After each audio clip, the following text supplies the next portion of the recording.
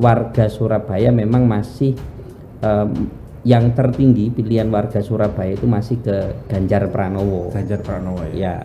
Nah itu pilihannya warga kota Surabaya. Terus kemudian yang berikutnya Prabowo Subianto, kemudian Anies Baswedan. Saya kira 3 nama ini memang tidak akan digeser oleh nama-nama yang lain. Artinya publik ya dengan yang ada di Indonesia ini sudah mengantarkan, bisa disebut begitu, sudah mengantarkan 3 nama ini untuk dipilih oleh masyarakat Indonesia pada pemilu 2024. Dari ketiga tokoh yakni Ganjar Pranowo, Prabowo dan Anies, tingkat elektabilitas tertinggi itu diperoleh oleh Ganjar Pranowo dengan angka 35,8%. Kemudian di urutan kedua 33,4%. Kemudian di urutan ketiga ada Anies Baswedan 23,2%. Sementara yang belum memutuskan ada 7,3% dan yang menolak menjawab 0,3%. Jadi kalau teman-teman melihat dari data tren ini ternyata ada penurunan suara dari Prabowo Subianto, sementara juga ada kenaikan suara dari Ganjar Pranowo jika dibandingkan dengan hasil survei di bulan Mei lalu.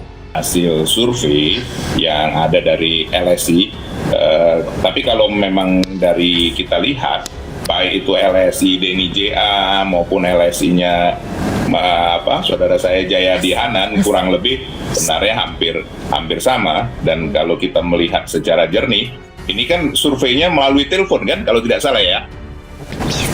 Ya, betul kalau Pak. Melalui telepon ini memang saya harus jujur menyampaikan, apapun kan tidak bertatap muka, hanya lewat suara. Kita paham betul karena memang metode survei ini setiap kali kita sudah membahasnya secara mendetil. Memang kalau survei secara telepon ini dengan voice ini, dengan suara ini memang sifatnya memang lebih banyak mengarahkan. Elektabilitas Ganjar Pranowo puncaknya survei Pilpres 2024 di Surabaya terpaut jauh dari kompetitor. Lembaga Surabaya Survey Center merilis hasil survei terbaru mengenai kecenderungan masyarakat kota Surabaya di pemilu 2024 pada Kamis. Untuk bursa Pilpres 2024, elektabilitas Ganjar Pranowo mengalami tren kenaikan bahkan unggul dalam berbagai simulasi pencalonan. Survei SSC itu digelar pada rentang tanggal 20 hingga 30 Juni 2023 di 31 kecamatan di kota Surabaya dan melibatkan 1.200 responden yang dipilih dengan menggunakan metode stratified multistage random sampling. Adapun margin of error dalam survei ini kurang lebih 2,83% dan tingkat kepercayaan sebesar 95%. Peneliti senior Surabaya Survey Center Ihsan Rosidi memaparkan pihaknya mendapati temuan elektabilitas Ganjar Pranowo berada di angka 56,3%. Angka ini menanjak jika dibandingkan hasil survei yang sama pada Januari lalu. Saat itu elektabilitas Ganjar Pranowo terekam di angka 34,6%. Untuk Surabaya, Ganjar terlalu dikdaya tren positif peningkatan angka elektabilitasnya sulit dikejar, kata Ihsan Rosadi kepada wartawan dalam paparan hasil surveinya.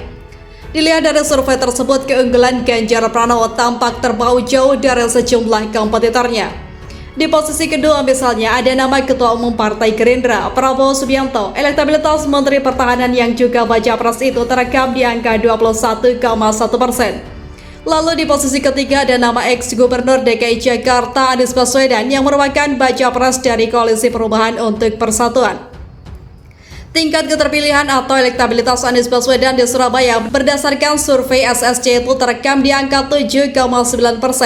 Sementara jumlah nama vacant lainnya masih berada di bawah 2%.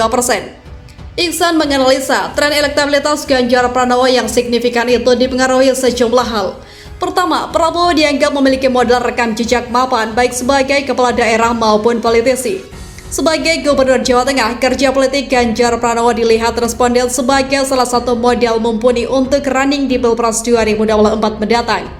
Sedangkan sebagai tokoh politik, Ganjar juga sukses membangun citra diri positif sejauh ini, terang Ihsan.